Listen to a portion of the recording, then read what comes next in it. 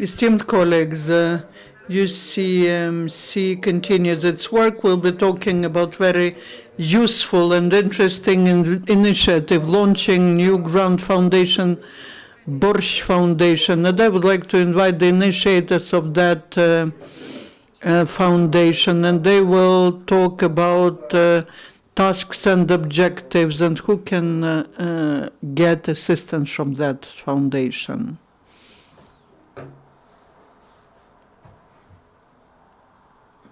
Good afternoon, colleagues. Thank you for such an attention to our initiative.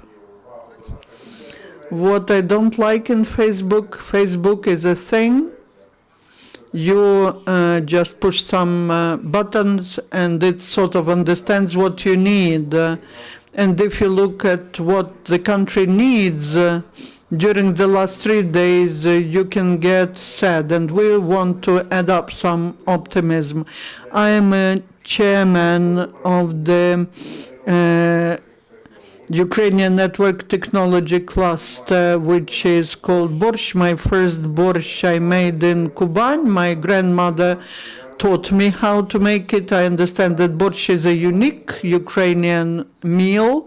Every family has its own recipe. It's like pizza in Italy. So our cluster is something that demonstrates one meal, which is called the high-tech industry of Ukraine. And a month ago we launched and we restarted high-tech industry, so to say, and we are announcing the launch of one of the instruments of the network technology cluster, Borshch Foundation. Borshch Foundation is a charity foundation. We have a board, Bohdan, Kupych, Illya Keningstein, and Daniil Sitnikov. Borshch Foundation will be supporting the initiatives and projects and works which are research and development works in the field of dual-use technologies. All these projects will be directed to support defense capacity of our country. And in the future, we'll be looking at the projects which could be applied in commercial sector. I would like to give the floor to Igor Kabanenko,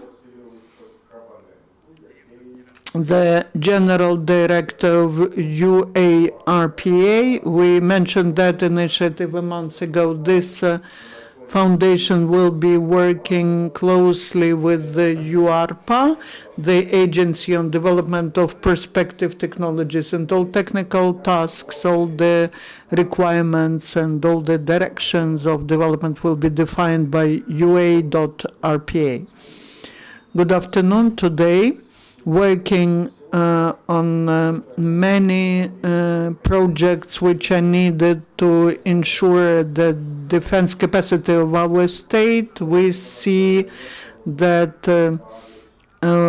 in order to win, first of all, we need to think about technologies. Of course, moral motivation, professionalism, and training are of importance, but technological things, the most efficient use of resources to achieve maximum results, is something that allows to avoid surprises, technologically win over the enemy. We have several projects which are moving forward very actively, and we see that the potential, which is very active, which is deep professional potential that exists with our people who join the projects, and something that coordinates and provides service support. We see that the number of people requiring such assistance is getting larger and larger. And talking about efficiency and cost. These are very good projects, but on the other hand, these are our Ukrainian know-how that allows to achieve maximum result and maximum efficiency. Today, in the ATO zone, we have several projects that we implemented already. We keep contact with our units in the armed forces to get maximum coordination, to add what is needed there, and that works. We see that that works. We see that it gives good results. This is no secret that in the world there are several influential companies which are working in the field of high-tech. They're mostly supported by the state, like U A.R.P.A, American company, which has the budget of several $billion a year, and that's directed to support such projects which are highly technological. About 57% of those projects are developed by small and medium-sized businesses. To support such projects which look into the future, which allow technologically to develop our defense and security sector, for that we created the Borshch Foundation, which we present today. And we hope that thanks to such network communication, thanks to this flat approach, we will be able to use the capacities of the foundation,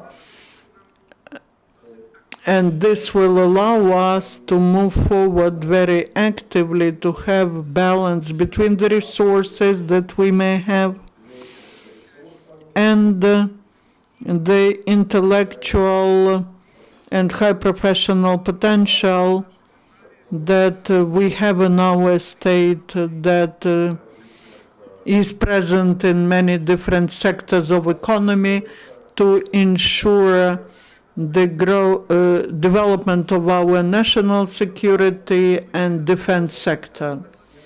I would like to mention one more thing. Today, people come to us and they suggest that they bring some projects.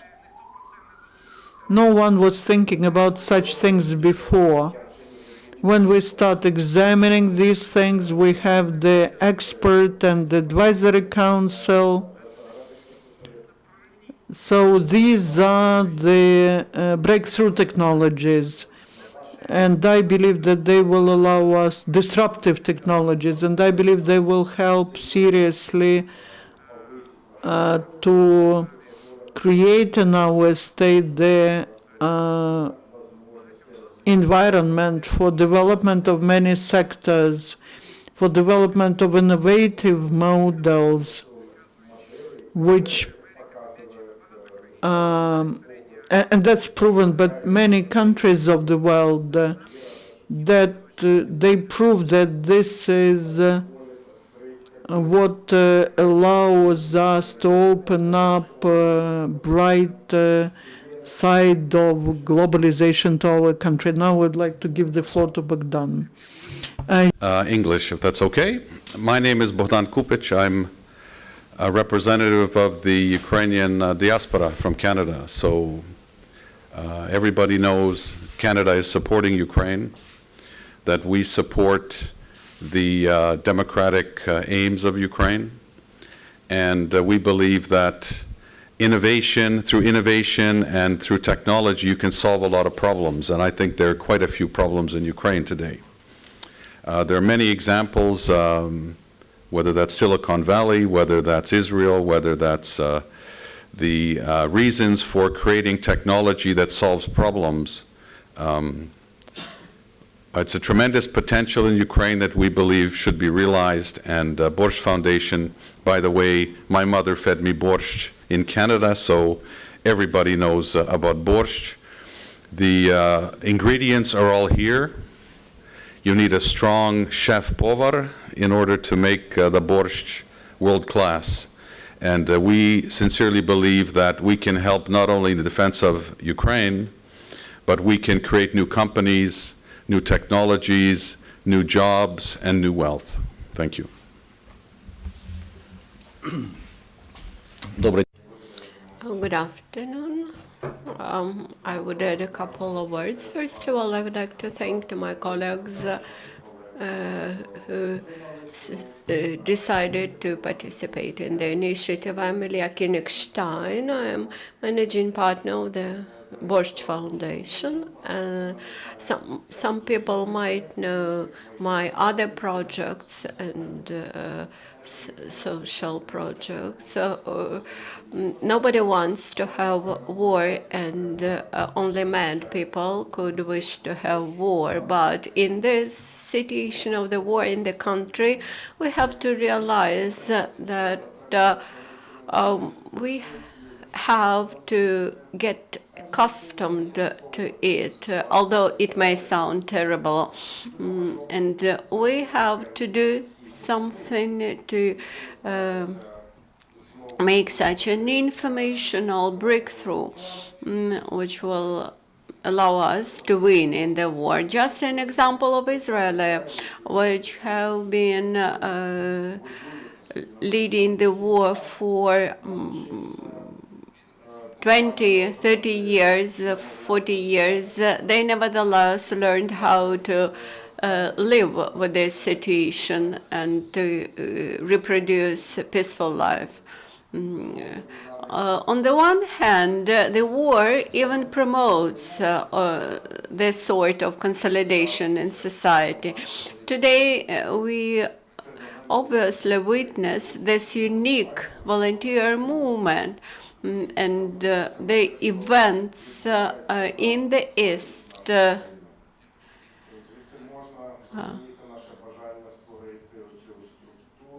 catalyzed establishment of such an organization as Borshch Foundation. In a moment, I will explain in more detail about the structure and the way how it will operate.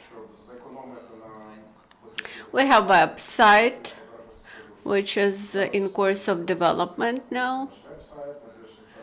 Borshch Foundation is a structure designed for huge social impact. We plan to work with the community via social media, via Facebook, etc. As for the structure, the structure is actually quite simple. We have founders. These are participants of the network cluster of high technologies, and actually everybody who fits the criteria and who is interested, they are welcomed. You may submit your applications and enter our network and become founders of our Borshch Foundation. Inside the foundation, we have a steering committee which comprises me, Bohdan, and Igor. Actually, this is not the body of the most wise people, but this is the body of those who will work and facilitate. Since we decided to make the structure as flexible as possible, and instead of director's position to have me, who is the founder, and we will see how it will work. And besides this, we plan to have experts. And those experts will be leading experts in IT, in defense sector. And as soon as we have, as we receive commitments from these people, we'll be able to speak in more details in their names. On the one hand, this flexible and rather limited structure will allow us to focus on some top priorities. On the other hand, it will be open for broad participation from society. What are our innovation priorities? When reviewing the applications for grants, we will follow the following priorities: innovative technologies in the defense sector, strengthening combat capacity and training, application of new high-tech decisions and breakthrough technologies, application of new materials and solutions in order to get multiplied systemic effect. Very soon you will have all these texts and announcements in the Facebook, and in some nearest future we'll have a website. So what is needed for the participants to get grants? The grants won't be given to anybody and everybody. Fortunately, we have very specific criteria. Potential participants have to submit a set of project documentation comprising a clear explanation of the project's objective. Each project should have a technical explanation of the technology and minimal valuable product. Also, application in the military or neighboring sphere. Since we plan to deal with the dual technologies, we need to understand how the same product could be used in civilian sectors. Also, it will be needed to point out to the target market approximate development plan. We do not require for detailed business plan. We think that when we speak about startups, it's not useful. Actually, we need even formally shaped up startups. But nevertheless, the team should be there should be a team of at least 2 people who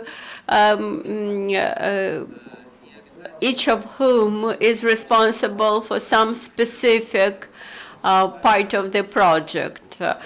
We do not require for official registration of this partnership or company. We do not require for some special background, and we do not require even a special age of adult people. Even minors can participate in our competition. We will deal with dual technologies aimed at the defense here and high-tech. It should shape up single technological process aimed at provision of some specific services. As for the amounts of our grants, each time we will decide separately about the amount to be allocated depending on the project, and the amounts will be between 50,000 hryvnia up to 1 million hryvnia. In order to understand whether the project have gained some results, we will request for some backup documentation and will involve experts. What is extremely important when in the past we had situations when the foundation gave some amount of money without any specific requirements, and actually this resulted in nothing. In order to prevent this, we will make our term sheet public, and in our first press release, we clearly stated the right of first refusal, but exclusively under condition that this very product will be commercialized at later stage. This means that if today you are volunteering and your project is of some value, and despite this you do not plan to make it commercial at the latest stage, we won't take any percentage from your equity. But if due to our grants at later stages of your project development you plan to go to the market and become successful, we will sign up the contract of an agreement of first refusal, which means that if anybody will in the future offer you some commercial conditions for purchasing your interest in this project, then you should come to us, and in line with this right of first refusal, first suggest this share in the project to us. I think that's all, and I think that as journalists, you should inform society about this project, which I believe is a right project from innovative business development and from economic business development points of view. We are very eager to let our country to win. Please, would you please specify how much money do you already have in stock in your fund for grants? And how do you plan to accumulate money in future? In March, when the war started last year, we started it. It's a continuation. We just registered it as a legal entity today. I do not remember the figures, but today, talking about volumes, amounts, this will be several dozens million hryvnias. I hope that our initiative, the initiative of our company, will be joined by other players of the market, just as they did it before when the war started in Crimea, and the players joined this initiative, and it was directed